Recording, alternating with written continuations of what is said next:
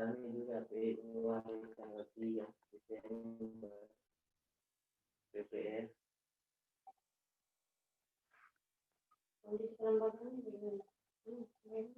Kondisi kelembagaannya. Assalamualaikum warahmatullahi wabarakatuh, Bapak Ibu. Waalaikumsalam warahmatullahi wabarakatuh. Gimana kabar semua? Waalaikumsalam warahmatullahi wabarakatuh. Sekali setahun. Sekali setahun. Wah.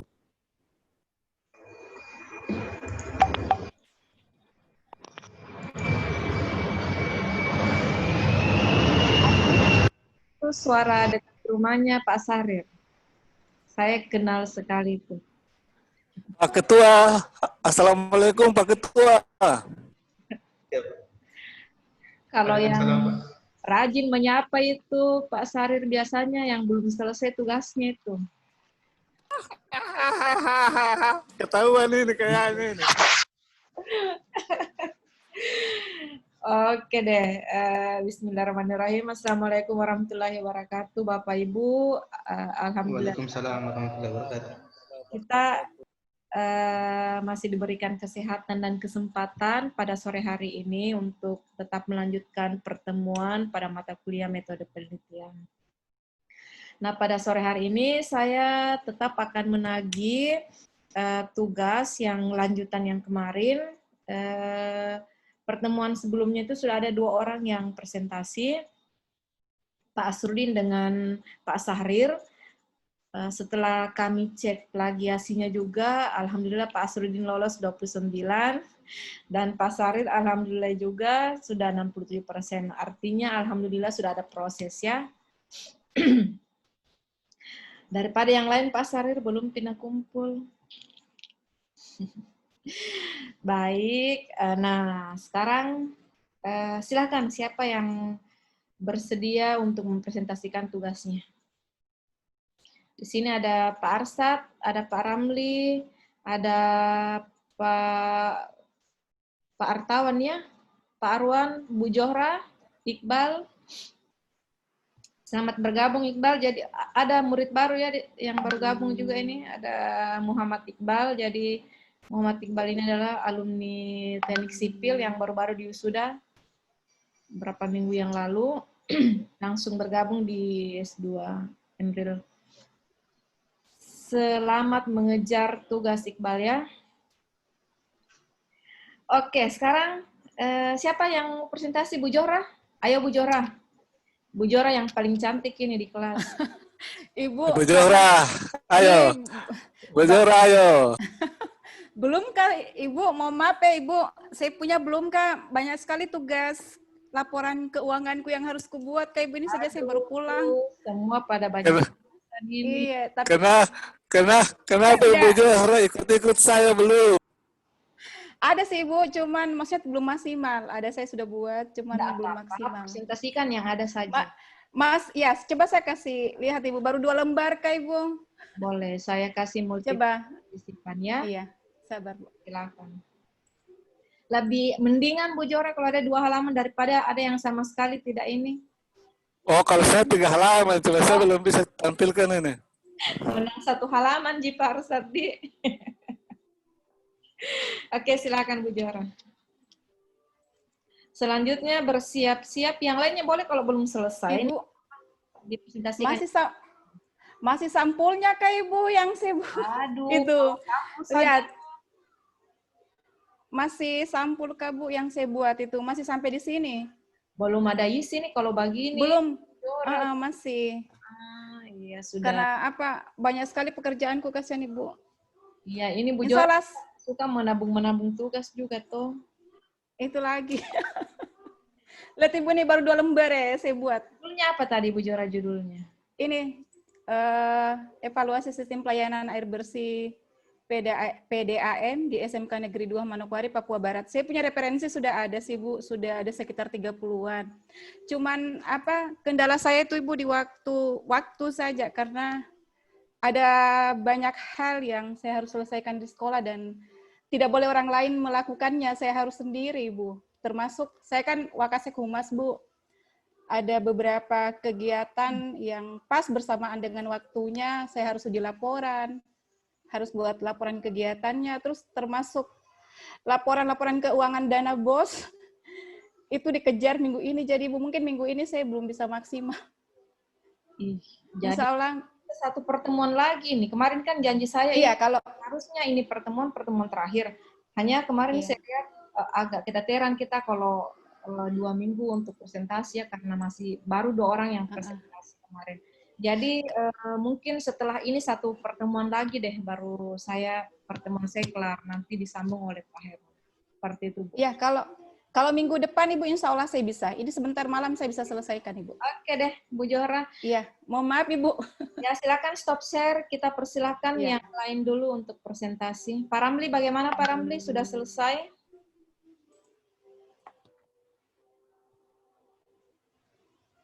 Pak Putu. Ya, boleh Bu. Iya. Silakan Pak. Ya.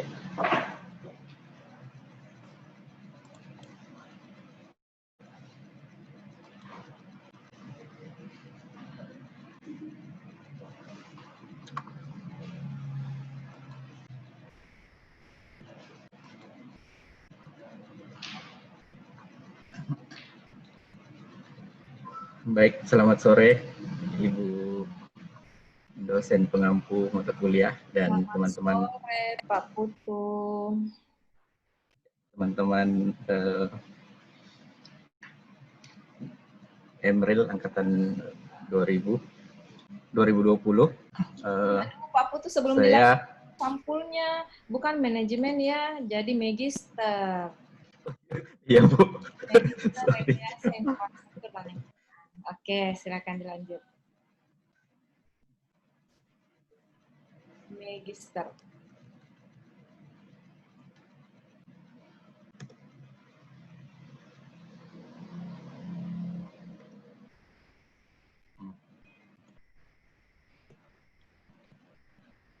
Baik, terima kasih Bu. Jadi saya rencana mengangkat judul pengaruh variasi suhu pemadatan campuran CPHMA pada karakteristik campuran di kesempatan ini saya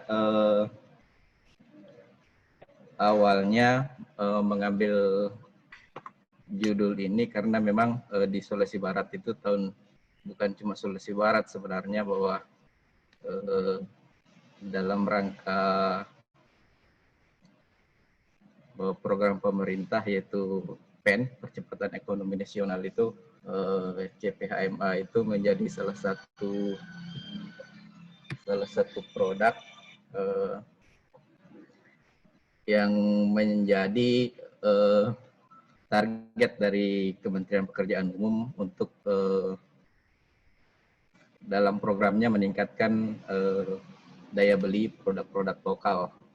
Jadi itu kemudian di sini CPHMA bukan sebenarnya suatu hal yang baru, karena di tahun 2013 itu sudah mulai digalakkan, kemudian diperbarui dengan surat edaran dan CPHMA dengan Asputon.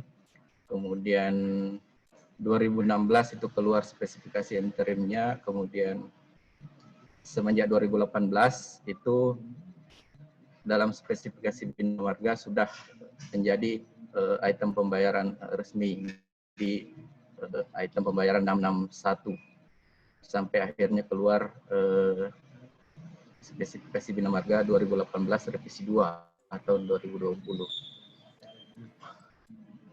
Nah, seperti yang saya katakan tadi, salah satu program kementerian dalam mempercepat pemulihan ekonomi nasional itu adalah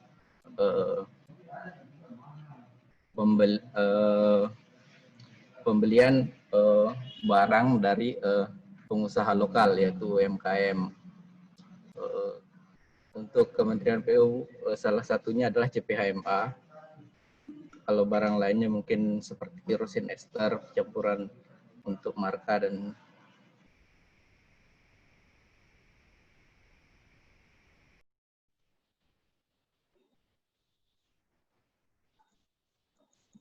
CPHMA. Jadi baru tahun ini CPHMA di Sulawesi Barat itu dilaksanakan. Kemudian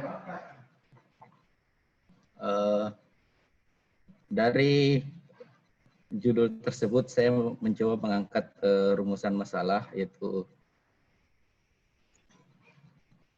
pertama, berapa perbandingan komposisi campuran setiap fraksinya dalam CPHMA, termasuk kadar aspal optimum jika menggunakan agregat yang berasal dari Kabupaten Mamuju. Saya batasi di sini untuk Kabupaten Mamuju, Bu, karena di Sulawesi Barat itu tahun ini itu ada 3 lokasi pencampuran.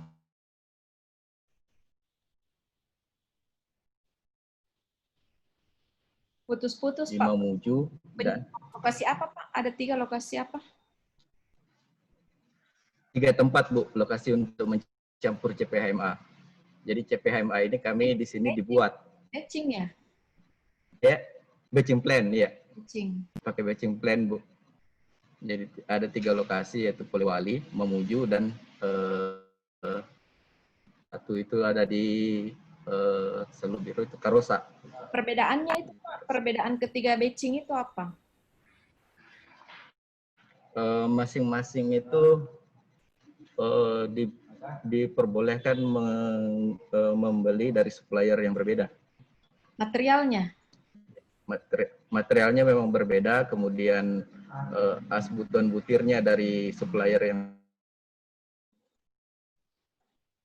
Dari remajanya juga berbeda. Tipe asbutonnya sama, Pak? Sama, Bu. 50-30. 50-30. Iya. Oke. Tapi kan Nah, nanti, dari ketiga, nanti kan tetap diuji kadar asbutonnya, Pak. Kan karakteristik asbutonnya kan nanti tetap diuji. ya, jadi mungkin teknisnya kalau misalnya ini, jadi sampel pertama itu kita harus mencari dulu komposisinya. Setelah didapat, ya, mix design-nya, kemudian setelah didapat mix design-nya itu baru kita nanti memvariasikan suhu pemadatan dengan campuran yang aspal optimum itu, Bu.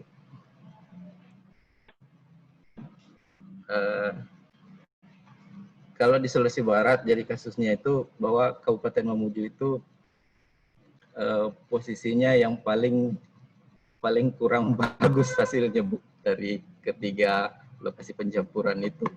Jadi makanya saya mencoba untuk menggunakan agregat yang berasal dari Kabupaten Mamuju itu.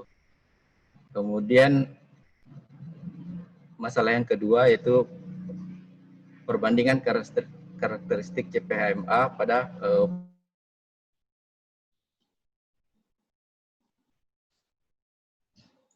ideal pemadatan untuk CPHMA. Walaupun sebenarnya keberhasilan CPHMA itu sebenarnya pada saat dia mampu untuk dihampar dingin. Itu. Tetapi di sini saya coba membandingkan suhu berapa dia mendapatkan stabilitas yang paling maksimal gitu. Baik, selanjutnya tujuan penelitiannya itu memperoleh komposisi campuran CPHMA yang sesuai dengan karakteristik agregat di Kabupaten Mamuju, kemudian mengetahui karakteristik CPHMA dengan komposisi campuran yang sama tetapi dipadatkan dalam suhu yang bervariasi. Kemudian yang ketiga menentukan suhu ideal pemadatan dari CPHMA. Batasan masalahnya mungkin ini agregat yang saya gunakan itu adalah agregat dari Sungai Ampalas, Kaluku, Kabupaten Mamuju. Kemudian aspal buton butirnya itu tipe B5030. Kemudian suhu optimum, kadar optimum yang dimaksud itu adalah pada saat mendesain job mix dengan pemadatan di suhu ruang 30 derajat Celcius. Kemudian rencana variasi suhu pemadatan itu ada 30, 50, 70, 90, 110, dan 130. Kalau 90 ini saya ambil Bu karena dari penelitian sebelumnya menyarankan untuk menggunakan suhu 90 pada suhu 90 untuk mencapai kepadatan yang ideal. Karena pada saat penelitian Saya langsung koreksi saja pada saat presentasi nih Pak, supaya saya tidak lupa. baik Bu, baik. Batasan masalah. Yang lainnya boleh juga memberi saran ya Bapak Ibu. Agregat yang digunakan adalah agregat olahan yang berasal dari Sungai Ampalas, Kecamatan Kaluku, Kabupaten Mamuju. Oke. Aspal yang digunakan adalah aspal buton butir, jadi LGA ya, granular buton ya. Jadi LGA dia tipe 50-30, kemudian kadar aspal optimum yang digunakan berdasarkan pemadatan campuran. Data dari mana ini Pak, bahwa kadar aspal optimumnya itu 30 derajat Celcius? Enggak, maksudnya nanti sebelum menentukan kadar aspal optimum,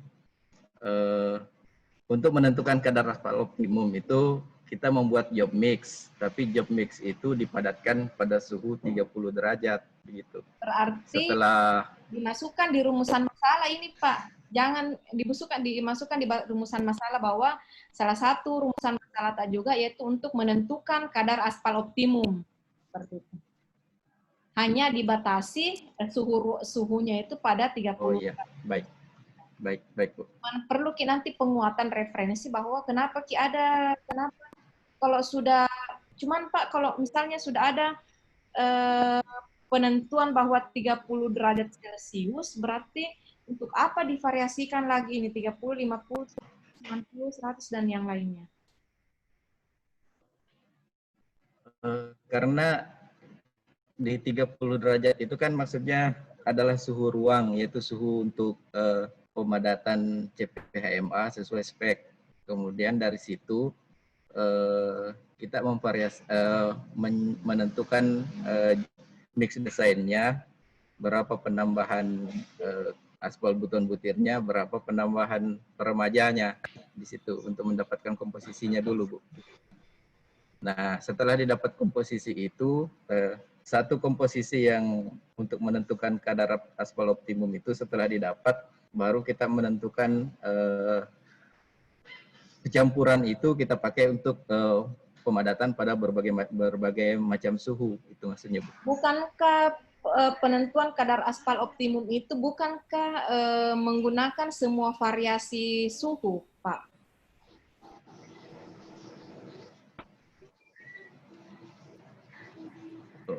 Tidak Bu, saya menggunakan variasinya kan di suhu untuk suhu ruang. Nanti satu kadar aspal itu kita buat dalam beberapa sampel yang dipadatkan berdasarkan variasi suhu itu. Jadi satu kadar aspal ini yang pada suhu 30, 50, 70 itu nantinya Bu. Ya. Hanya kita harus mencari dulu kadar aspal optimumnya berapa. Oke, ngerti. Berarti KAO-nya nanti yang ditemukan dari pemadatan 30 derajat yang diaplikasikan ke semua variasi lainnya seperti itu. Iya, Bu. Perlu kita referensi penguatan seperti yang saya sebutkan tadi bahwa ada referensi sebelumnya yang mengatakan bahwa ini tadi yang KAO-nya itu diambil berdasarkan suhu ruang 30 derajat Celcius, Pak. Harus ada referensi yang mendukung. Oh, baik, Bu. Jadi sebentar diganti Pak Arwan. Jadi rumusan masalah itu ada 4 ya. Ditambahkan lagi 1 menentukan kadar aspal optimum. Yep. Bukan kayaknya kadar optimum aspal, tak balik kayaknya Pak Arwan ya. Kadar aspal optimum KAO. Pak Putu Bu, Pak Putu. Pak Putu. Bukan Pak Arwan Bu. Kenapa Mi Pak Arwan ya? Baru dia disebut namanya marah. Bukan kayaknya KOA, kadar aspal kita balik kayak. Iya Bu, kadar aspal optimum. Bukan KOA, KAO. Bukan juga KUA. Lain juga itu Pak Putu. Iya, Bu. Nah, kemudian, oh ya, silakan ditambahkan memang. Tambahkan.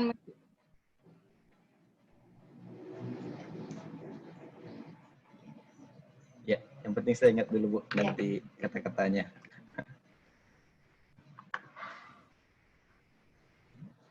Baik, Bu. Ya, nanti otomatis mengikuti tujuan tadi. Nah, sekarang Baik, baik. kalau CPMH itu kan dingin ya. Hot mix, cool Iya, lab, itu campur panas, hampar dingin. Kalau bahasa Iya. ininya hot mix, cool lab. Asbuton, hot mix, cool lab. Itu artinya campur panas, hampar dingin.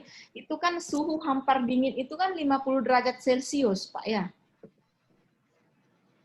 Kalau di spek suhu ruang 30, Bu. 30, tetapi jika Iya. 50 derajat itu masih dikategorikan dingin. Kalau sudah 60 itu hangat. Iya, betul. Nah, terus apa dasarnya mengambil variasi di pemadatan panas, hot mix? 70, 90, 110 suhu pemadatan. Nah, kalau yang 90 itu, Bu, itu kan penelitiannya Pristian sebelumnya, itu dia menyarankan bahwa pemadatan idealnya itu dilakukan di suhu 90. Berarti bukan CPMH dong, Pak. Iya, Bu. Berarti bukan campur panas hampar dingin. Campur panas hampar panas. Ya, pada prakteknya di Sulbar itu, Bu, karena jarak AMP tidak terlalu jauh, jadi setelah pencampuran itu tidak ditunggu untuk dinginnya. Jadi rata-rata yang tiba di lapangan itu sekitar paling kecil 70, Bu. Kalau saya sarankan, Pak Putu, mending kita Iya. fokus ke CPMH. Mending 50 derajat ke bawah saja kita ambil, karena akan meluas nanti penelitian, Pak. Kalau suhu pemadatan panas. Karena tujuan tak nanti ini kan bagaimana misalnya kalau lokasi proyek itu di daerah terpencil, yang tidak ada di dekat otomatis suhu material campuran itu akan dingin sampai di lokasi, itu kan tujuannya. Nah, kalau 70, 90, 110, saya khawatirnya akan meluas lagi, Pak. Mending kita fokus ke 50 ke bawah, variasikan 50 ke bawah saja. Seperti itu. Baik, Bu. Hilangkan saja 70 ke atas ini. Jadi kita ambil, boleh di bawahnya 30 boleh, 20, 30, 40, 50 boleh. Iya. Iya. Baik, Bu. Jadi Yang saya kelima, ganti. ya, karakteristik yang akan diuji adalah nilai berat isi, flow, film, VNA, VFB, dan stabilitas. Nah, ini terlalu panjang ya, Pak. Kalau ini saya rangkum dalam suatu kalimat, berarti karakteristik yang Jadi Marsal. karakteristik Marsal. Iya. Boleh, iya. Itu saja, Pak. Baik. Jadi pengujiannya nanti hanya Marsal saja ya, Pak Putu. Nanti Saya rencana kalau misalnya ada patik, Bu. Saya tidak tahu alatnya ada di lab atau tidak di Makassar, Bu. mahal-mahal, mehong, patik. Baik, Bu. Nanti kalau karakteristiknya saya kembali apa-apa yang akan diuji. Kuat tekan, kuat tarik boleh, Pak. Kuat tekan, kuat tarik saja Ya. ya. Kalau fatik itu lama juga ya. Kalau ada teman saya dulu penelitian fatik, dia 1 tahun dah tunggui benda ujinya, tidak roboh-roboh tuh. Kita selesai semua, dia masih penelitian di lab, tunggui fatik. Oh, baik, Bu. Saya sarankan nanti pengujiannya pakai karakteristik Marsal. Kantabro juga ya, kalau pakai spek apa, Ki Bina Marga, Pak ya? Iya, Bu. Bisa juga kata Bu. Ada alat di... Ada, di Unifada. Unifada. Oh, masalah iya. Masalah di Mamuju tidak ada, jadi saya tidak berani masukkan.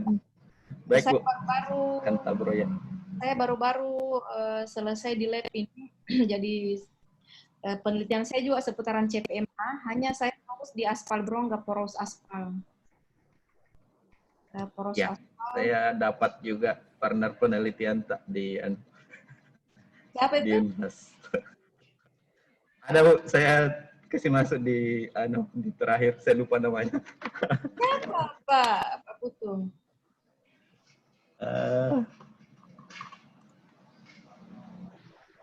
Bukan ini Bu, Jailani. Jailani, ya itu anak S1 dulu ya. S1. Ya, anak S1 Iya. di Betul. saya. Hanya sekarang saya kan kemarin itu saya pakai aditif flux oil ya, hanya flux oil sudah saya tidak temukan. Penelitian yang saya kembangkan sekarang itu menggunakan limbah oli.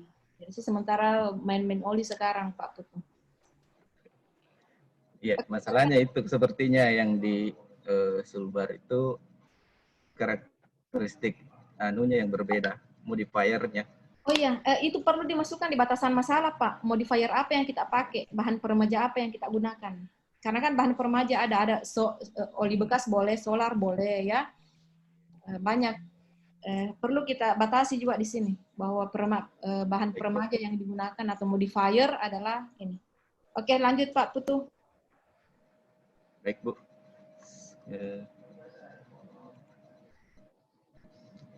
Kalau hipotesanya adalah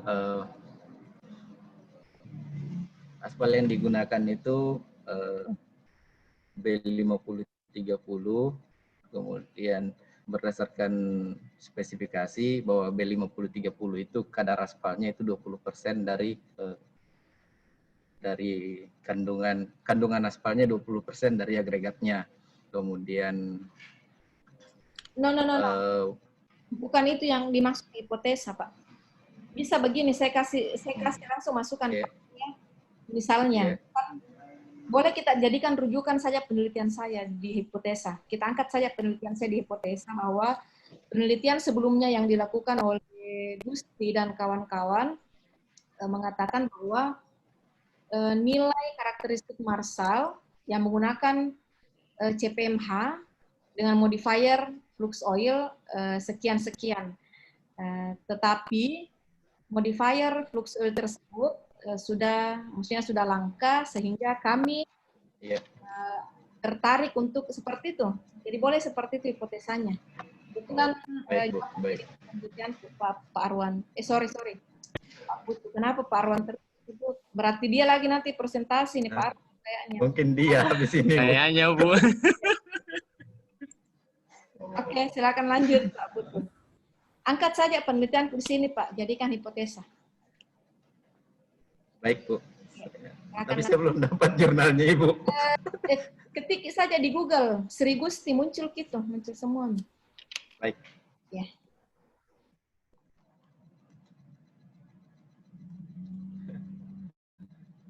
Kemudian ini matriks penelitian terdahulu, yaitu ada perbandingan karakteristik CPHMA yang dipadatkan secara dingin dan panas. Kemudian ini dari Udayana. Rumusan masalahnya mirip, jadi kemudian hasil penelitiannya itu kadar aspal optimumnya yang dia gunakan 7%. Ini tadi Bu, suhu pemadatan idealnya juga dia muncul 90 derajat. Kemudian ini juga boleh kita jadikan hipotesa kedua Pak ya, bahwa penelitian yang dilakukan oleh Inyoman Arya itu, yang pertama Gusti, jadi yang kedua Inyoman jadi orang Bali semua yang jadi hipotesa ATA ini. Iya Bu, kebetulan dapat Bu. Iya. Tapi saya bukan ke Balian, saya Bali Bone. Jadi lanjut kembali, yang kedua hipotesa yang kedua bahwa penelitian Inyoman itu dia rekomendasi dari hasil penelitian Inyoman Arya mengatakan bahwa suhu pemadatan ideal 90 derajat Celcius. Nah, sehingga berdasarkan dua penelitian terdahulu tersebut, kami akan mencoba melakukan penelitian dengan menggunakan modifier yang berbeda, tetapi masih menggunakan suhu pemadatan dingin. Nah, seperti itu. Itu saja.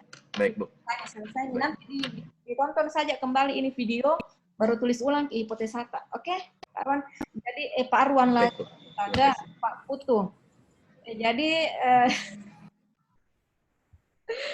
jadi Pak tidak usah dibahas ini matriks. Sudah mantap Pak Putu. Oke, silakan Betul. ditutup Pak presentasinya. Ya. Baik, terima kasih Bu atas masukannya. Mungkin saya berusaha untuk perbaiki sesuai dengan koreksiannya. Baik, saya tutup. Assalamualaikum warahmatullahi wabarakatuh dan selamat sore. Silakan stop share, kita lanjut ke Pak Arwan. Dari tadi aku sebut namanya Pak Arwan. Pak Asrudin kasih muncul, Jangki kasih sepotong ki muka tadi, nanti tidak aku tahu bedakan mana Pak Arwan, mana Pak Asrudin. Sama kacamata. Oke, Pak Arwan silakan Pak.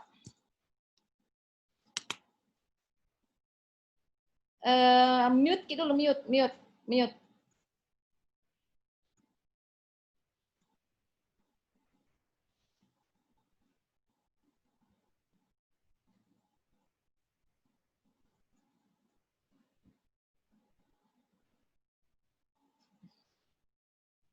Mana Pak Arwan?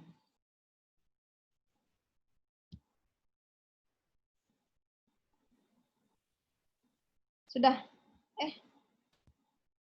Oke, silakan Pak Arwan. Belum.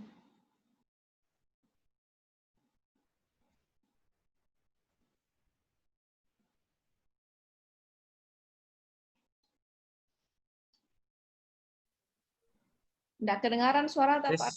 Ya, oke. Dengaran, Bu? Iya, kedengaran Pak. Iya. Makasih Bu atas kesempatan yang diberikan sama-sama. dan serta teman-teman yang saya banggakan. Assalamualaikum warahmatullahi wabarakatuh. Waalaikumsalam warahmatullahi wabarakatuh. Waalaikumsalam warahmatullahi wabarakatuh. Kebetulan Bu, kemarin sempat saya coba-coba masuk untuk menyesuaikan dengan persentase teman-teman. Tapi ini Bu, kebetulan saya lupa mungkin ininya. Judulnya kan agak saya kerucutkan, jangan terlalu meluas. Ya. Jadi judul yang saya mau angkat itu Bu, penentuan infrastruktur titik kumpul upaya pengurangan risiko bencana kawasan Bandara Tanpa Padang Kabupaten Mamuju. Sebagai upaya mungkin Pak ya, penentuan tapi. Sebagai upaya. Ya. Iya. Penentuan infrastruktur. Penentuan kumpul. Pemilihan mungkin ya. Penentuan infrastruktur. Tidak Bu, dia nanti titik kumpulnya, nanti di situ akan ada infrastruktur yang mau dibangun untuk menampung pengungsi kayak begitu Bu. Oh, supaya ya Bu, nanti mungkin kalau ini nanti kalau sudah ditambahkan penentuan infrastruktur titik kumpul sebagai upaya pengurangan risiko bencana kawasan Bandara Tanpa Padang Mamuju Provinsi Sulbar. Oke. Sebagai upaya pengurangan risiko bencana kawasan Bandara Tanpa Padang Mamuju. Yeah. Cuman dia sebenarnya ini Bu, dia juga bukan saja bandara, ternyata Bu, di situ banyak kawasan pemukiman yang juga menjadi objek mitigasinya. Ini Bu, jadi mungkin nanti judulnya mungkin masih mau diperbaiki Bu. Setidaknya objek penelitiannya atau ini kita di bandara, bandaranya ya, di bandaranya, lokusnya. Iya Bu, sebenarnya dia cakupannya bukan saja bandara, tapi masyarakat yang ada di sekitarnya juga situ Bu. Tentukan dulu pilihan tak Pak? Hmm, Mending study case-nya bandara saja dulu. iya Bu, siap-siap. Nanti kalau misalnya penelitian berhasil bisa diadop ke mungkin daerah sekitarnya. Iya Bu, siap-siap. Saya tahu Pak Arwan tuh mau semua teliti ki. Sudah dikurangi nih Bu. Oke lanjut Bu. Ya Bu. Jadi latar belakang, jadi penelitian ini Bu didasari dari kekhawatiran yang akibat dari bencana alam yang pernah terjadi, di mana banyak kerugian kerugian harta benda dan jiwa. Kemudian dalam menurut Purnomo, bencana alam adalah situasi yang mendatangkan kedatangannya tidak terduga oleh kita sebelumnya, di mana dalam kondisi itu bisa terjadi kerusakan, kematian bagi manusia atau benda-benda maupun rumah serta segala perabot yang kita miliki, dan tidak menutup kemungkinan juga hewan dan tumbuh-tumbuhan untuk mati. Jadi Bu, dari situ juga saya gambaran terkait dengan ketetapan dari Kepmen nomor 17 bahwa jenis-jenis bencana itu diuraikan digambarkan dengan beberapa jenis bencana, seperti banjir, gelombang ekstrim, abrasi, gempa bumi, tsunami, kebakaran hutan dan lahan, kekeringan, kegagalan teknologi, epidemi, wabah penyakit, cuaca ekstrim, dan banjir bandang.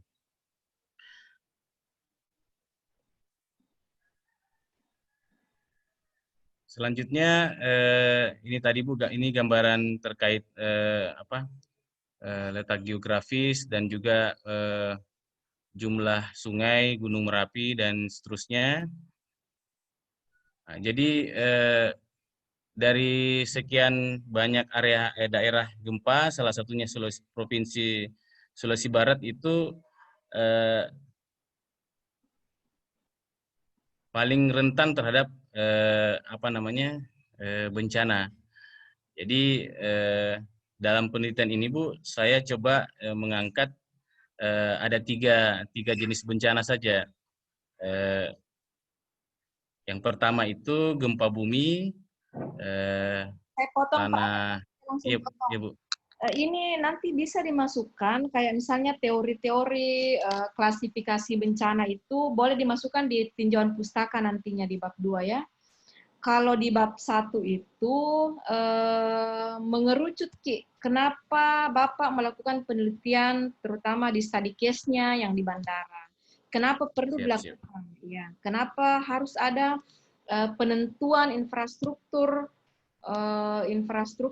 titik kumpul di sana, dan kenapa harus di bandara? Itu yang banyak bercerita Bapak di latar belakangnya. Kalau bunga rampe yang seperti ini nanti dimasukkan di bab 2 saja di tinjauan pustaka. Seperti itu Pak Arwan. Ya Bu, jadi seperti tadi itu Bu, saya gambarkan bahwa ada 3 tipikal bencana yang saya masukkan. Jadi salah satu sorotan tadi Bu yang saya bilang adalah ada kawasan bandara yang terletak di daerah Kecamatan Kaluku, Kabupaten Mamuju, memiliki potensi ancaman bencana tersebut. Kawasan Bandara Tampak Padang merupakan kawasan daratan di pesisir pantai Kabupaten Mamuju, di mana kawasan tersebut selain fasilitas bandara, terminal, landasan pacu, dan fasilitas bandara lainnya, kawasan bandara juga dikelilingi oleh pemukiman. Ini tadi yang saya maksud. Nah, di situ ada kebun, tambak, dan juga tambatan perahu nelayan di sepanjang pantai. Terus Bu, ini menelah situasi tersebut, kesiapsiagaan tinggi bagi masyarakat Bandara Tampak Padang dan sekitarnya. Berdasarkan dari BPBD, masyarakat setempat belum memahami bagaimana kesiapsiagaan menghadapi bencana alam, di mana bisa kita lihat pada saat gempa bumi dan tsunami Palu yang terjadi 2018 yang lalu, masyarakat dilanda kepanikan sehingga semua daerah perbukitan menjadi titik kumpul. Tentunya Ada potensi tidak Pak Arwan untuk di lokasi bandara tersebut dijadikan titik kumpul? iya Bu, di sana ada beberapa pegunungan dan memang ada satu area yang memang kelandaiannya bisa menjadi jalur Bu, jalur untuk kita evakuasi di sana, dan perbukitan itu ada ini bisa kita jadikan titik kumpul di situ Bu.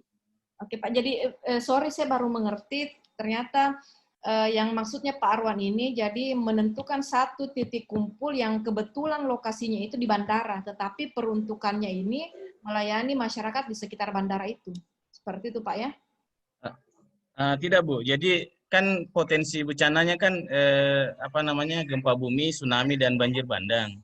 Jadi kan biasanya di situ Bu karena ada kenaikan air yang mengancam. Jadi titik kumpul untuk evakuasinya itu adalah di daerah perbukitan yang dipastikan tidak dijangkau oleh air tadi itu Bu. Jadi makanya saya bilang kemarin Bu bahwa harus ada skema jalur evakuasi sehingga tiba di titik kumpul itu. Seperti itu gambarannya. Kenapa Sehingga hubungannya sama bandara? Kenapa dengan bandara itu? tidak Bu, karena kan dia di sana Bu ada selain masyarakat ada di sana juga kan potensinya pada saat terjadi bencana banyak calon penumpang dan segala macam yang ada di sana yang bisa kita evakuasi ketika terjadi itu. Nih, kita kembali ke konsep awal saja, yaitu kita fokus di study case bandara saja. Oke, lanjut Pak Arwan. Siap Bu. Jadi di hipotesa terdapat beberapa pendapat yang bisa menjadi rujukan untuk menjadi solusi permasalahan seperti penentuan titik kumpul partisipasif dalam upaya pengurangan risiko bencana. Jadi dari penelitian sebelumnya ini Bu, dia melibatkan masyarakat untuk menentukan titik kumpul. Jadi dia melakukan beberapa pertemuan-pertemuan, sosialisasi, dan masyarakat sendiri yang memutuskan di mana titik kumpul itu. No, Pak Arwan. Hipotesa ini harus nyambung dan harus connect dengan latar belakang. Jadi kalau lokusnya Bapak angkat tadi bandara, maka hipotesanya itu harus berangkat dari referensi study case tentang dampak terjadinya bencana yang berdampak kepada bandara. Itu harus banyak bercerita di situ. Makanya penting untuk Bapak lakukan penelitian untuk menentukan titik kumpul pada bandara tanpa padang. Seperti itu. Cari penelitian-penelitian sebelumnya yang bencana alam yang berdampak terhadap bandara. Seperti itu. Sehingga ujung-ujungnya mengerucut bahwa harus saya lakukan ini penelitian karena berdasarkan kejadian-kejadian sebelumnya ternyata memang penting dilakukan suatu penentuan titik kumpul terutama di bandara. Nah, seperti itu Pak Arwan. Siap. Ya. Oke, lanjut. Ya. Nah, kemudian juga penelitian yang lain juga itu membuat analisis peta titik kumpul evakuasi bencana, tsunami, banjir bandang. Jadi dalam penelitian tersebut dia mencoba membuat sebuah peta sehingga selain masyarakat yang ada di situ, orang lain juga yang dari luar itu bisa mengetahui bahwa di sini loh titik kumpulnya ketika terjadi bencana. Jadi sudah ada mapnya, ada petanya sehingga bisa tahu di mana area titik kumpulnya itu. Berarti gitu, kasih masuk di rumusan masalah itu, Pak. Yang penentuan membuat peta titik kumpul evakuasi. Masukkan di rumusan. Nanti hipotesa walaupun, kita ramu kembali. Yeah. Walaupun itu Bu merupakan hasil penelitian dari sebelumnya Bu ya, tidak apa-apa dimasukkan juga. Ini nih hasil penelitiannya orang. Berarti Iya kita Bu, gitu. bisa kita tambahkan lagi deskripsi kata-katanya, kemudian lengkapi Iya. siapa punya referensi, siapa punya penelitian ini kita ambil. Sebutkan Siap. bahwa berdasarkan penelitian si A memberikan gambaran kepada kita bahwa ternyata memang penting menentukan titik kumpul. Salah satunya yang dilakukan oleh si A yaitu melakukan analisis peta titik kumpul evakuasi bencana. Seperti itu, Pak. Sisa kita tambah-tambah mam hipotesa ini, karena ternyata sudah ada garis merahnya. Iya Bu. Iya, lanjut.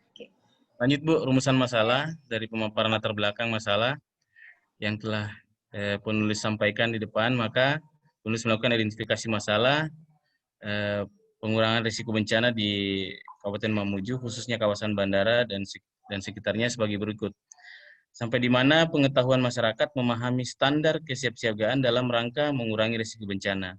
Yang kedua, apakah masyarakat dan pemerintah sudah menentukan titik kumpul evakuasi pengungsi jika terjadi ancaman bencana gempa bumi, tsunami, dan banjir bandang. Yang ketiga, bagaimana kesiapan infrastruktur evakuasi untuk menampung pengungsi dalam jumlah besar jika terjadi bencana gempa bumi, tsunami, dan banjir bandang.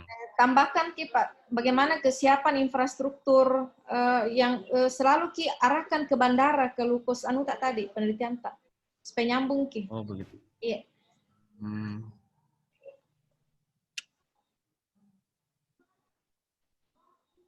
Jadi masyarakatnya tidak usah kita ini kan Bu ya?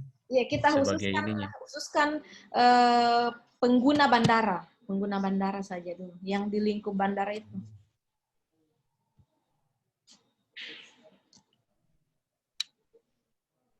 Jadi penelitian tak nanti kuesioner atau wawancara itu sampelnya kita ambil dari populasi pengguna bandara. Siap. Yeah. Lanjut, tujuan peneliti sesuai permasalahan yang telah diuraikan di atas, maka tujuan peneliti ini adalah sebagai berikut. Memastikan masyarakat sekitar bandara dan pelaku bandara mengetahui bagaimana mengambil tindakan kesiapsiagaan yang benar jika terjadi bencana alam. Menyiapkan desain sarana dan prasarana sebagai titik akhir untuk penampungan bagi para pengungsi hingga situasi bencana dipastikan aman. Oke. Jadi ya Bu, dia melahirkan sebuah desain ya Bu. Kembali saya ingatkan bahwa harus di-connect rumusan sama tujuan tadi, kasih connect Ki. Contohnya rumusan masalah ketiga, bagaimana kesiapan infrastruktur evakuasi untuk menampung pengungsi dalam jumlah besar jika terjadi bencana gempa bumi, tsunami, dan banjir bandang. Maka tujuannya itu menyebutkan mengetahui kesiapan infrastruktur dan seterusnya. Seperti itu Pak.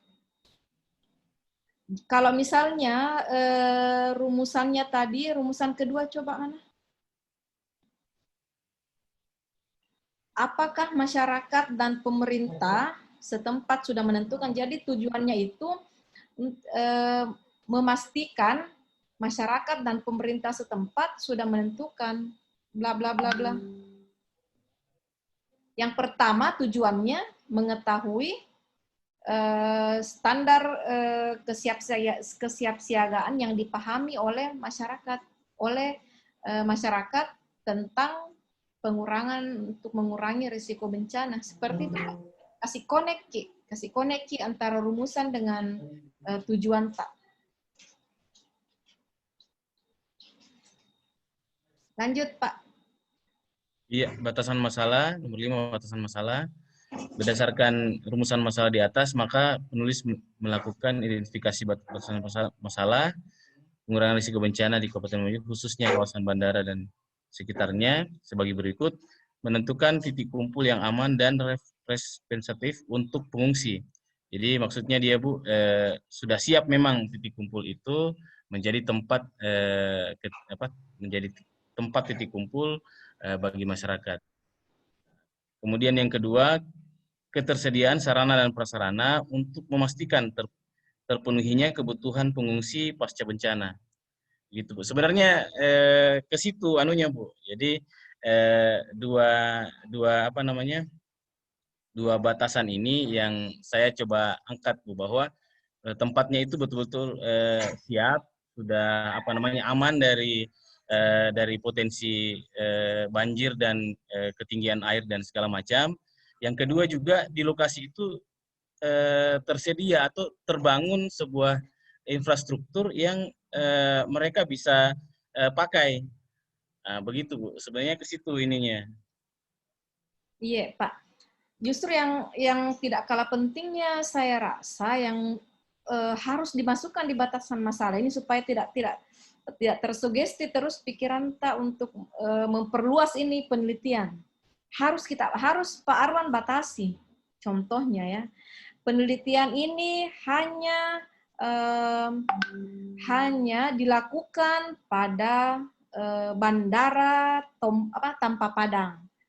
Penelitian ini tidak dilakukan terhadap masyarakat setempat di sekitar bandara tanpa padang. Seperti itu Pak. Jadi selalu ingat bahwa seputaran bandara jadi penelitian tak.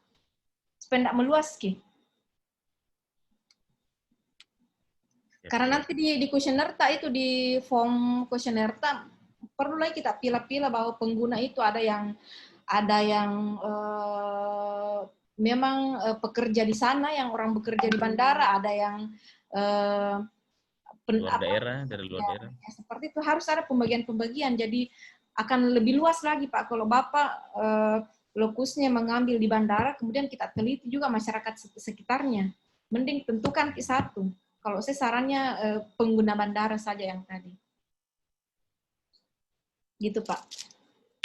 Oke. Ya, Bu. Ya, sudah selesai ya. Kita silakan Ya, itu. Bu. Siap. Ibu bisa bertanya sedikit kah? Silakan Pak. Silakan Bu. Iya, mungkin Ibu ada dua hal yang saya perlu tanyakan di sini. Di luar Pak Arwan ya, di luar yang pemaparannya Pak Arwan. Enggak, sama dari awal teman-teman memaparkan sampai dengan maksud saya kalau di luar pemaparannya Pak Arwan, mungkin Pak Arwan tutup dulu presentasinya. Oh iya sudah Ibu.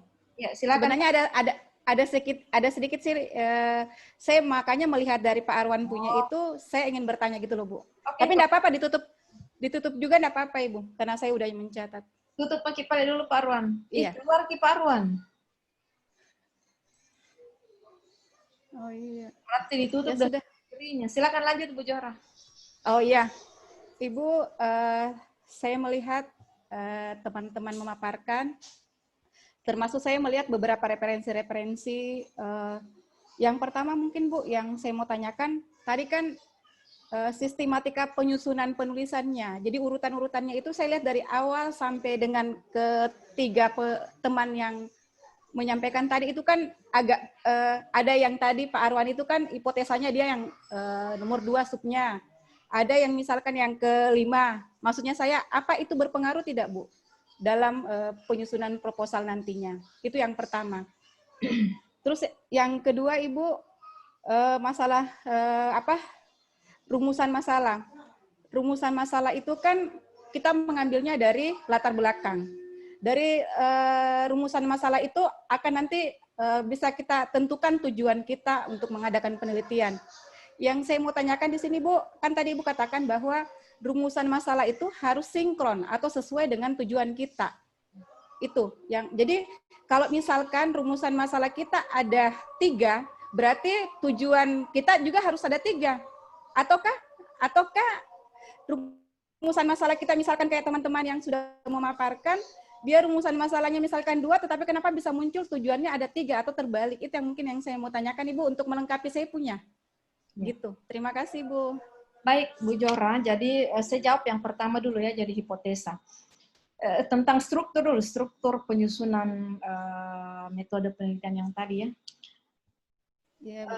Yang pernah saya paparkan kalau saya tidak salah pada pertemuan ketiga itu tentang metode penelitian ya, metodologi penelitian ada latar belakang, ada rumusan, batasan, hipotesa sampai ke matriks penelitian terdahulu. Jadi itu semua secara umum, secara global banyak digunakan ya. Akan tetapi jika kita kembali ke misalnya kita di lingkup universitas sebagai mahasiswa, tentu kembali merujuk ke petunjuk atau panduan penulisan yang ada di kampus tersebut ya. Oke itu. Jadi saya terus terang tidak mau dulu membebani Bapak Ibu tentang panduan yang ada di Embryl ya. Saya tidak mau dulu membebani Bapak Ibu tentang panduan. Itu nanti kita berbicara soal akhir, itu hanya persoalan struktur saja. Nanti kalau isinya sudah klop, mau dibawa ke model seperti apapun itu tidak jadi masalah lagi ya.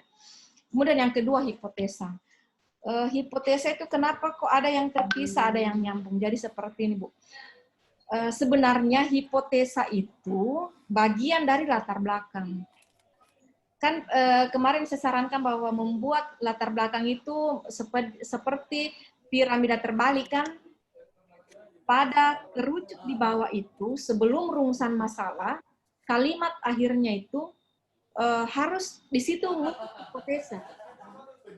Jadi latar belakang itu memuat hipotesa, hanya saya ingin mempermudah Bapak Ibu sehingga saya katakan bahwa dipisahkan saja dulu hipotesanya, meskipun nantinya akan digabungkan ke latar belakang. Jadi tidak apa-apa mungkin struktur pembuatan penyusunan makalah ini berbeda-beda. Yang jelasnya muatan-muatan atau konten-konten yang ada di dalamnya itu sudah memuat secara garis besar daripada struktur metodologi penelitian. Kemudian yang kedua, rumusan masalah. Rumusan masalah harus sinkron. Iya, misalnya kalau rumusan masalah itu kan harus memang nyambung dengan tujuan, karena maksud kita melakukan suatu penelitian itu bermuara ke tujuan. Jadi kalau saya ingin mengetahui, kalau rumusan itu kan pertanyaan, karena dia merupakan jawaban dari solusi nantinya kan, solusi dari permasalahan. Jadi mengapa, bagaimana, berapa, seperti apa, dan lain sebagainya. Nah, perbedaannya dengan tujuan hanya itu saja. Kalau tujuan sih setelah nanti kita mengetahui misalnya rumusan masalah, mengetahui nilai karakteristik marsal. Setelah kita melakukan setelah kita melakukan uji karakteristik marsal, maka tujuan yang kita capai itu adalah mengetahui nilai karakteristik marsal. Maka harus connect. Jadi aneh ketika rumusan masalahnya A, tujuannya B. Akan aneh karena tidak sinkron. Lain yang kita lakukan, ternyata tujuannya lain yang tercapai. Nah, itu maksudnya. Adapun masalah poin-poin, boleh kalau misalnya berbicara sinkronitas tadi, memang sebaiknya sama ya. Kalau dua rumusan berarti tujuannya juga harus dua. Tapi tidak apa-apa berkembang ketiga, yang penting masih tidak keluar dari cakupan rumusan masalah itu. Seperti itu, Bu Jora. Misalnya kalau di rumusan mengatakan mengetahui nilai karakteristik marsal. Kemudian di tujuan mengatakan bahwa mengetahui nilai FIM, mengetahui nilai stabilitas, mengetahui nilai VMA, VFD. Nah, boleh kan? Karena itu masih dalam lingkup dari rumusan masalah yang tadi. Tetapi tidak boleh keluar dari skop atau ranah dari rumusan masalah. Karena lain yang kita lakukan, lain yang tujuan yang tercapai. Nah, itu sebenarnya maksudnya, Bu. Terima kasih banyak Ibu atas penjelasannya. Maksudnya dengan penjelasan yang Ibu sampaikan, saya sudah bisa menarik kesimpulan untuk saya bisa melanjutkan saya punya, Bu. Gitu ya, maksudnya. Jangan lama-lama tarik kesimpulannya, nanti tidak selesai lagi tugasnya. Ya. Pak Arsat juga siap, ya. Insya Allah Ibu minggu depan siap. Siap. Siapa lagi yang mau presentasi? Kayaknya harus ditunjuk ini. Kalau berserah diri, kayaknya tidak ada yang mau berserah diri. Saya bisa coba, Bu. Oke. Di Muhammad Reza, silakan, Dek. Musuh dulu. Hah? Reza toh? Siapa yang presentasi? Pak Mus juga kan Pak mau presentasi. Pak Mus, Bu, Pak Mus. Oh, sorry. Karena lain yang tampil di ini. Sorry, maafkan diriku. Silakan yang mau, silakan sebut nama tak. Silakan. Saya Bu, Ya, Mus silakan. Mulyadi. Silakan Pak Mus, silakan.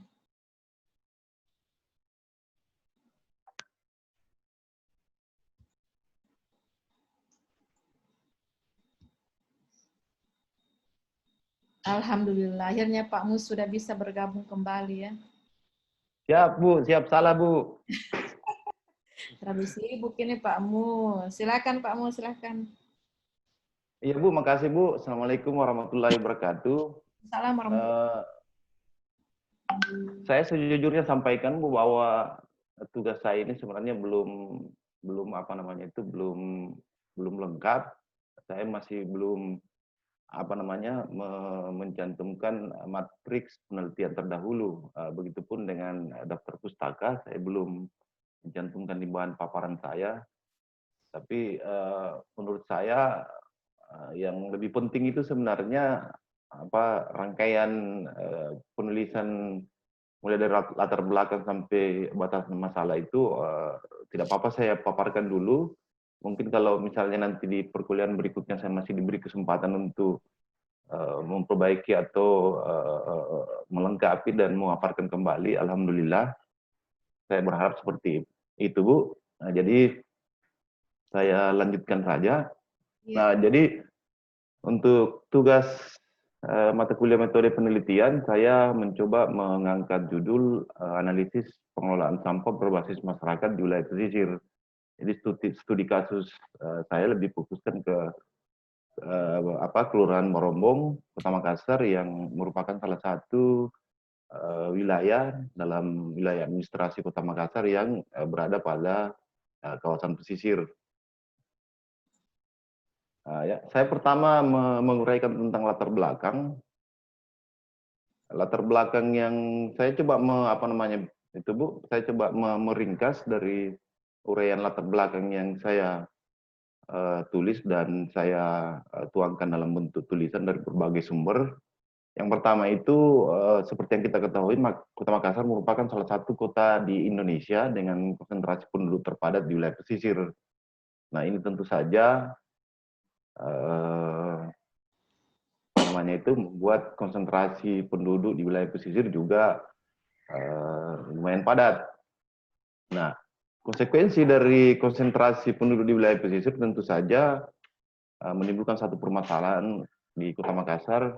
Salah satunya adalah masalah sampah, di mana ada beberapa data yang coba saya gali, volume sampah di wilayah pesisir itu dari tahun ke tahun semakin meningkat.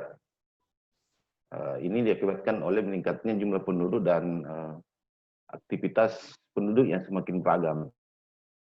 Yang selanjutnya, di Indonesia pada umumnya penanganan pengelolaan sampah masih hampir 100% kalau tidak salah masih ditangani oleh pemerintah. Jadi konsekuensi tersebut kemudian mengakibatkan penyediaan pembiayaan yang besar, sehingga penanganan pengelolaan sampah menjadi tidak maksimal.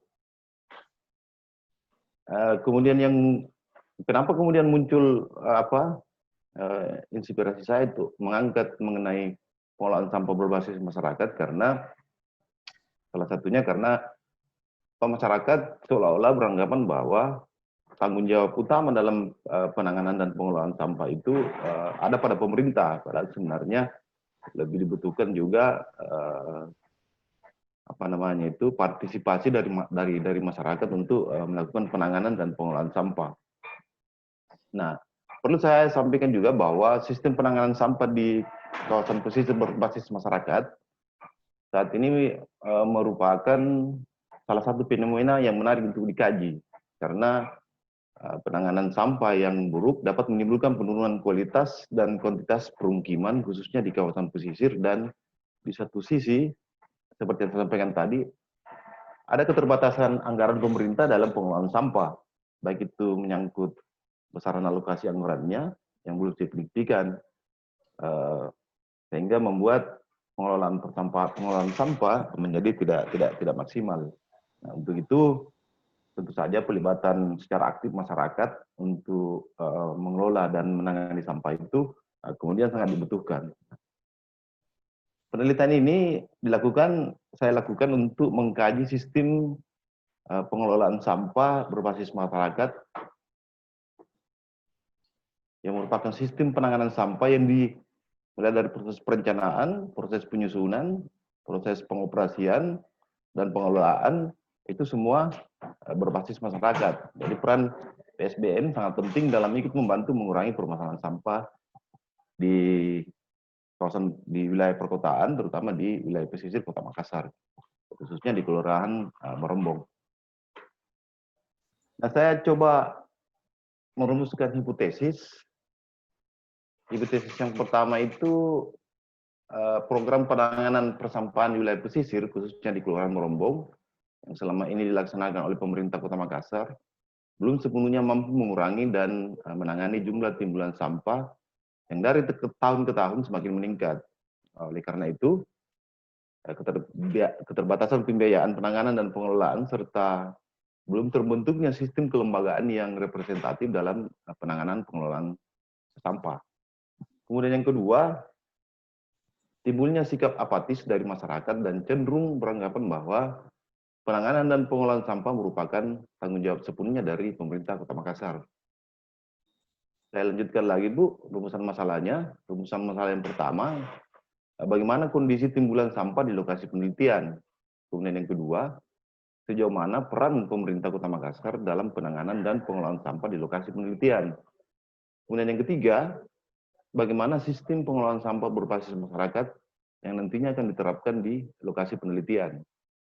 Kemudian poin berikutnya itu tujuan penelitian, berangkat dari latar belakang, hipotesis, dan rumusan masalah. Jadi tujuan penelitian ini adalah yang pertama mengkaji sejauh mana program penanganan dan pengelolaan sampah di wilayah pesisir, baik yang sedang ataupun yang telah dilaksanakan oleh pemerintah Kota Makassar.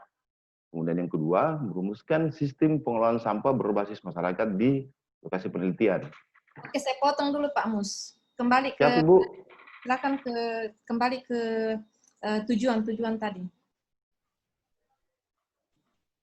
Ya, kembali saya ingatkan bahwa hanya rumusan saja yang merupakan pertanyaan dari luaran penelitian tak nantinya.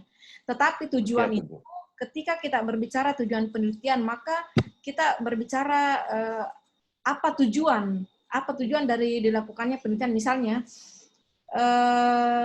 sama komentar saya sebelumnya ya, dengan presentasinya Pak Arwan sebelumnya tadi, rata-rata saya lihat kekeliruannya Bapak Ibu di sini, bahwa tidak sinkronnya rumusan masalah dengan tujuan penelitian. Kalaupun sudah sinkron, apalagi namanya, struktur penyusunan kalimatnya lagi yang ada agak keliru. Jadi kalau saya lihat di rumus tujuan penelitiannya Pak Mus, tujuan penelitian yang kedua ini merumuskan sistem pengelolaan. Jadi kalau tujuan itu berarti sudah redaksinya itu mengatakan bahwa adanya sistem, karena tujuannya yang dicapai. Oh iya, siap. Adanya sistem pengelolaan sampah berbasis, seperti itu Pak. Jadi siap, kembali saya ingatkan bahwa sinkronkan rumusan tak dengan tujuan tadi. Kalau misalnya rumusan mengatakan bahwa bagaimana kondisi timbulan sampah di lokasi, ini juga lokasi penelitian disebutkan saja lokusnya Pak, study case-nya. Bagaimana siap, Ibu. timbulan sampah di TPA Barombong ya apakah? Siap, Ibu. Jadi tujuannya itu satu, mengetahui kondisi timbulan sampah di TPA Barombong misalnya, seperti itu. Tujuan masalah yang kedua, mengetahui peran pemerintah Kota Makassar, bla bla bla bla. Tujuan penelitian ketiga, adanya sistem pengolahan sampah, bla bla bla. Seperti itu Pak. Ya lanjut Ki. Ya Bu, makasih masukannya Bu. Ya.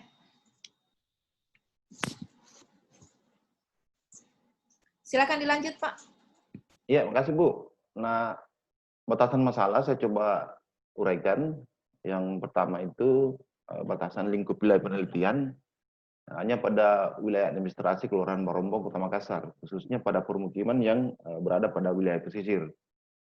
Nah, kemudian yang kedua, saya mencoba membatasi masalah penelitian kepada bagaimana program implementasi dan capaian penanganan dan pengelolaan sampah yang dilaksanakan oleh pemerintah Kota Makassar di lokasi penelitian.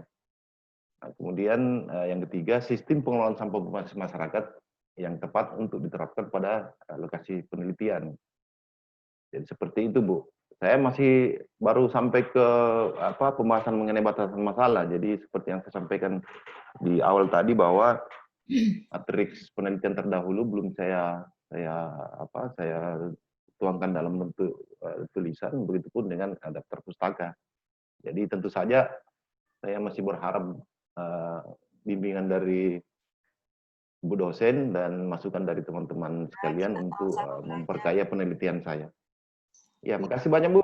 Ya, Pak Mungkin Mus, ada siap, Ibu. sistem pengelolaan sampah yang lain selain yang berbasis masyarakat? Kalau berbicara soal pengelolaan dan penanganan sampah, memang ada beberapa, Bu. Jadi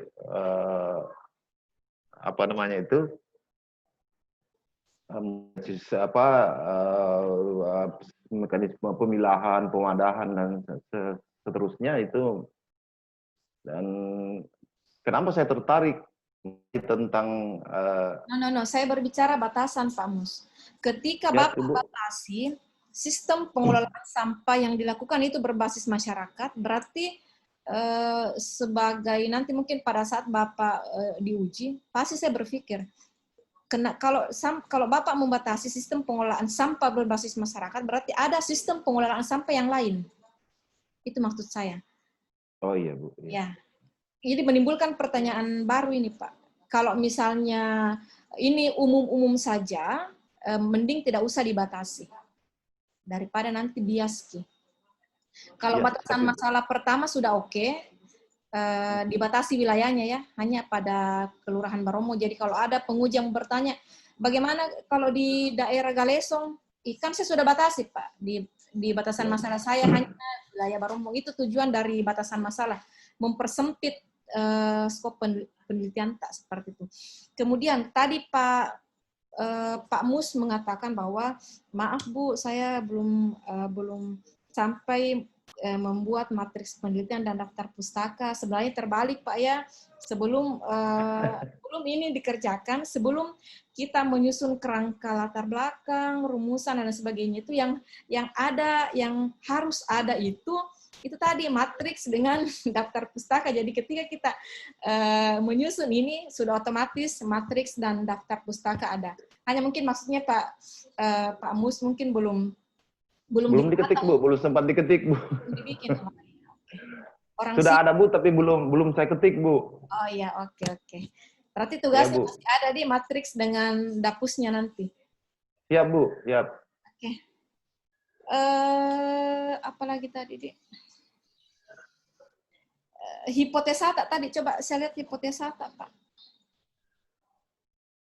Hipotesanya Bapak, ini data dari mana ini, Pak Mus? Harus disebutkan kini bahwa ini kan ada data bahwa mengurangi semakin meningkat.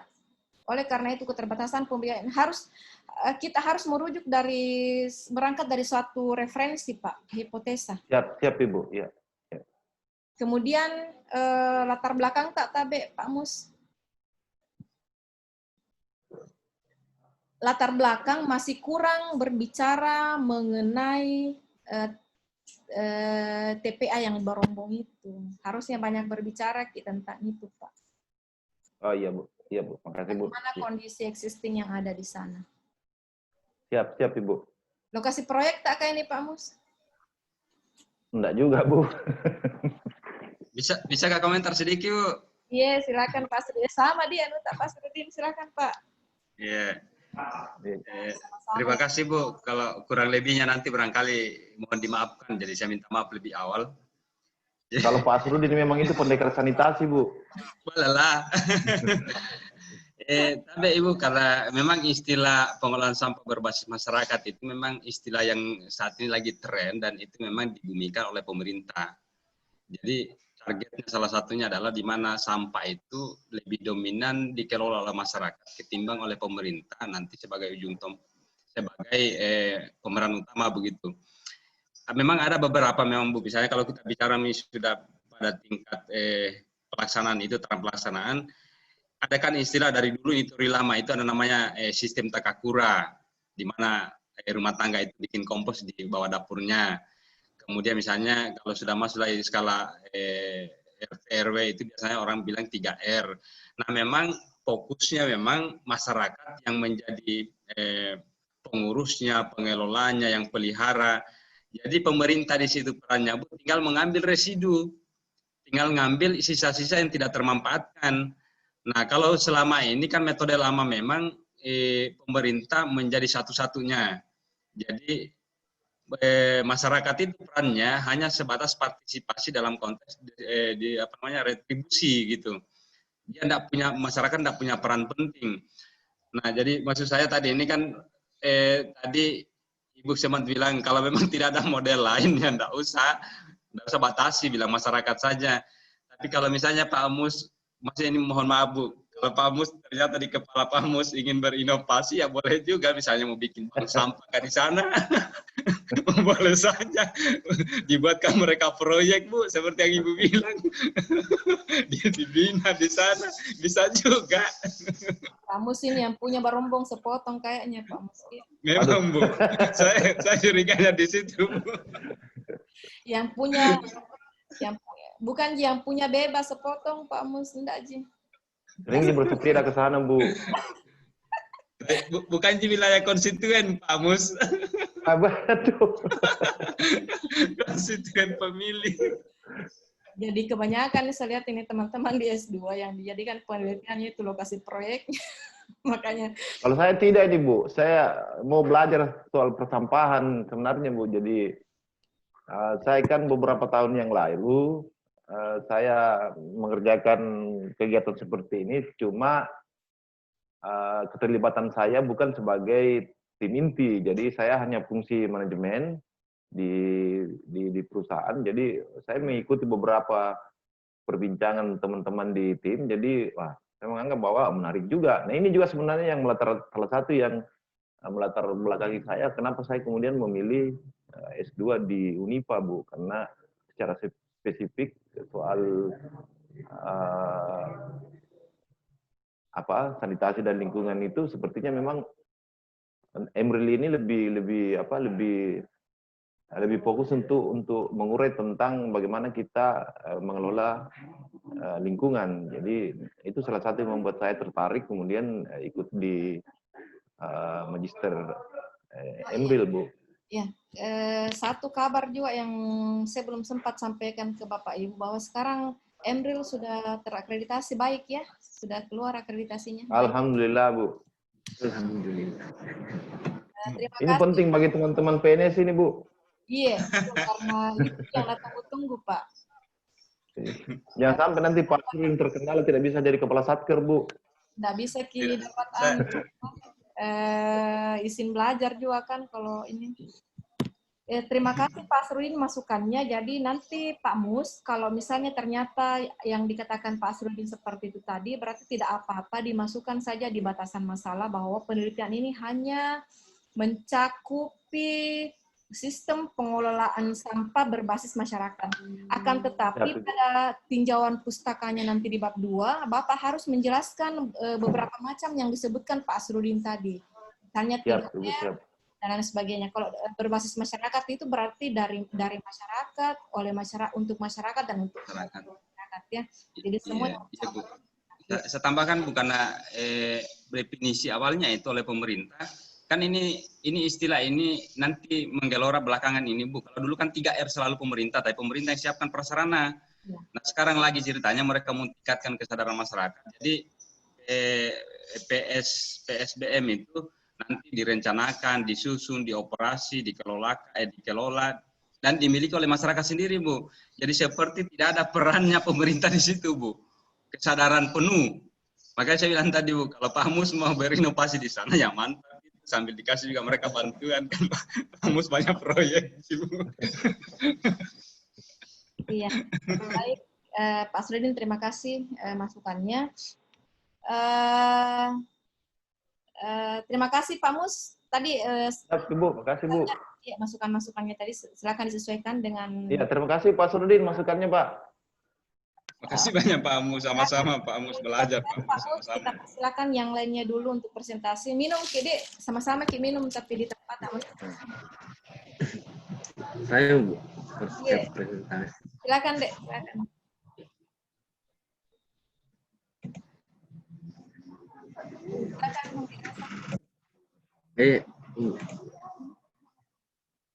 Muncul nih Bapak Ibu muncul. Kelihatan Pak. Ya, sudah kelihatan.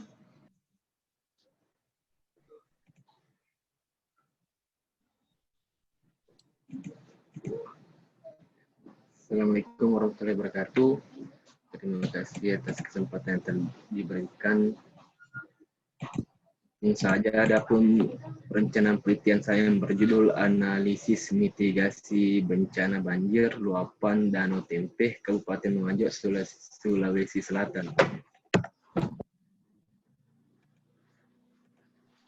Latar belakangnya, bencana banjir merupakan limpahan air yang melebihi tinggi muka air normal sehingga melimpah dan palung sungai yang menyebabkan genangan pada lahan rendah di sisi sungai.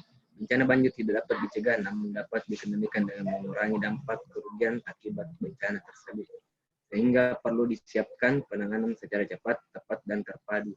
Umumnya banjir disebabkan oleh curah hujan yang tinggi di atas normal, sehingga sistem pengaliran air yang terdiri dari sungai dan anak sungai serta sistem drainase penampung banjir buatan yang tidak mampu menampung akumulasi air hujan tersebut sehingga meluap. Bencana banjir masih akan terus berulang tanpa adanya upaya penanggulangan bencana yang baik. Dalam sistem penanggulangan bencana, siklus penanggulangan bencana terdiri dari mitigasi, kesiapsiagaan, tanggap darurat, dan pemulihan. Untuk mengurangi atau mencegah dampak bencana banjir, maka upaya yang paling penting dilakukan adalah mitigasi bencana dan kesiapsiagaan. Dalam penanggulangan bencana, mitigasi bencana memegang peranan yang sangat besar. Jika ancaman bahaya berhasil dicegah, maka tidak perlu lagi ada kesiapsiagaan, tanggap darurat, ataupun pemulihan. Salah satu daerah di Indonesia yang rawan banjir pada waktu musim penghujan adalah Kabupaten Wajo, Provinsi Sulawesi Selatan. Penyelenggaraan penanggulangan bencana di Kabupaten Wajo perlu ditingkatkan dengan melakukan perubahan cara pandang bencana dari yang bersifat tanggap darurat menjadi pengurangan risiko bencana. Hal ini dilakukan sebagai upaya yang lebih menyeluruh terkait dengan penanggulangan bencana. Adapun rumusan masalah yang saya dapatkan dari latar belakang ada dua. Yang pertama yaitu bagaimana kesiapan masyarakat dalam terhadap mitigasi bencana banjir luapan Danau Tempeh. Yang kedua, bagaimana pandangan masyarakat mengenai kejadian bencana banjir guna melakukan mitigasi bencana banjir luapan Danau Tempeh. Dalam tujuh penelitiannya ada dua. Yang pertama untuk mengetahui kesiapan masyarakat dalam melakukan upaya mengurangi risiko bencana banjir luapan Danau Tempeh. Yang kedua, agar masyarakat memahami pentingnya melakukan mitigasi bencana untuk mengurangi risiko bencana. Adapun batasan masalah ini mungkin nggak simpel, karena penelitian dilakukan di wilayah sekitaran Danau Tempeh yang terkena dampak banjir dan rentan terkena bencana banjir luapan Danau Tempeh. Dari hipotesa penelitian yang bisa saya paparkan yaitu banjir terjadi karena intensitas hujan yang meningkat sehingga mengakibatkan meluapnya sungai-sungai Walanai, Sungai Bila, Sungai Beloka, Sungai Batu-Batu, dan Sungai Lawo yang membawa sedimentasi dari daerah hulu kemudian bermuara di Danau Tempeh. Adapun materi Cukup penelitian terdahulu. Tidak usah dipaparkan. Saya langsung koreksi deh. Coba kembali ke rumusan masalah tadi. Nah, ketika kita berbicara mengenai mitigasi, itu kita harus bersentuhan dengan dua hal. Yang pertama, manusia itu sendiri. Yang kedua, infrastrukturnya. Kan Nah, saya lebih memberikan masukan kalau yang pertama ini kan lebih ke masyarakatnya, ke manusianya ya. Kalau yang kedua ini sudah mencakupi rumusan masalah pertama. Saya memberikan masukan bagaimana kalau rumusan masalah kedua, Resa memasukkan saja kesiapan infrastrukturnya. Jadi yang pertama ini kita fokus ke nanti form wawancara atau kuesionernya itu masyarakat. Kemudian kita juga menggali tentang kesiapan infrastruktur yang ada di Danau Tempe, sekitar Danau Tempe itu tadi. Jadi bisa juga dia itu Bu, yang kayak infrastrukturnya nanti ditentukan yang bilang struktural atau non struktural. Boleh, boleh. Nanti kita batasi saja. Yang penting ada di rumusan masalah, ya. Oh iya. Kalau infrastruktur itu kan, kalau kita berbicara infrastruktur itu kan ada 3. Ada infrastruktur fisik, ada misalnya jalan, jembatan, bangunan itu kan fisik. Ada juga non fisik, misalnya apa ya? Misalnya listrik, internet itu kan juga infrastruktur. Kemudian ada juga yang soft ya, yang software seperti itu. Infrastruktur juga itu. Kemudian yang kedua, hipotesa yang dipaparkan tadi Resa itu belum sama sekali tidak ditahu itu referensinya dari mana itu Resa. Disebutkan nanti, Dek, sehingga jelas. Oke? Selebihnya saya pikir sudah cukup. Sisa nanti diperbaiki saja itu yang 2. Silakan ditutup Resa. Ya, terima kasih. Dari teman-teman Bu, sempat ada saran atau masukan? Yang mitigasi nih, maju mitigasi. Mitigasi. Pak Arwan tadi, Dek. Ya, Bu. Anda masukkan, silakan Bapak Ibu.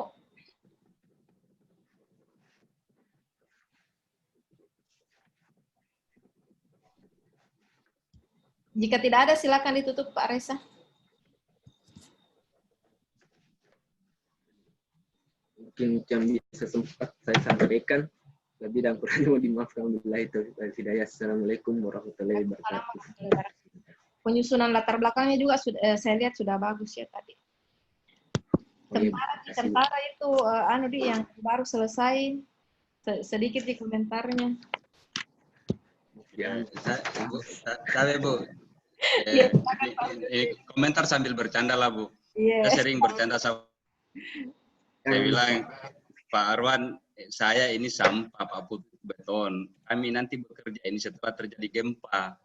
Jadi nanti perbaiki mitigasimu, karena kalau mitigasimu tidak bagus itu nanti banyak pekerjaan kami ini sama Pak Putih. Pak Putih terus jalan, saya urus lingkungannya.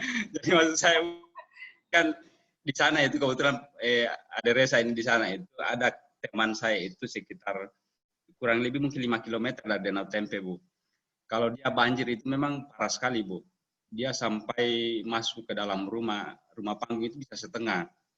Jadi barangkali mungkin ya kalau berhasil penelitiannya ini ada Resa kan juga sudah mencegah banjir di rumah teman saya. Saya harus terima kasih di awal. Semoga. Kira-kira terasa di wilayah pesisirnya apa yang rentang. Ujung tombak masalah, Bu. Kalau dimitigasi gagal ya kan pekerjaan Bu di belakang. Jadi kita seksi memang ya kalau kita berbicara mitigasi. Sementara juga proses bersama teman-teman mencoba menyusun sebuah buku, judulnya itu mitigasi bencana, mitigasi gempa bumi dan tsunami, itu judul besarnya. Jadi ada sekitar 12 bab itu. Dan yang lebih seksi lagi sekarang itu ternyata lokasi-lokasi bencana itu sekarang dijadikan lokasi wisata, objek wisata ya. Itu lagi yang saya lihat yang mencuat ini, yang banyak lagi yang ini. Objek wisata pasca bencana seperti itu. Masih ada Bapak Ibu yang mau presentasi? Sudah selesai di Pak Arsat Mam, ini Pak Arsat tadi sudah chat pribadi Kak. Dan Bu belum selesai. Malu-malu Ki. Dicerita Ki Pak Arsad karena pergi di sholat. Oke, jadi sisa 2 orang yang belum ya, Pak Arsad dengan Ibu Johra. Iqbal, masih ada Iqbal? Iqbal? Pak Ramli juga belum. Iqbal sudah selesai tugasnya belum? Belum, Bu. Belum. Iya, Bu. Jadi kloter ketiga nanti sama Pak Arsad, Ibu Johra, Iqbal sama Pak Ramli. Pak Ramli, halo Pak Ramli, masih ada Ki? Jadi kurang lebih seperti itu tadi tugasnya Iqbal ya. Boleh Iqbal mungkin melanjutkan penelitian waktu S1. Penelitian S1-nya apa Iqbal?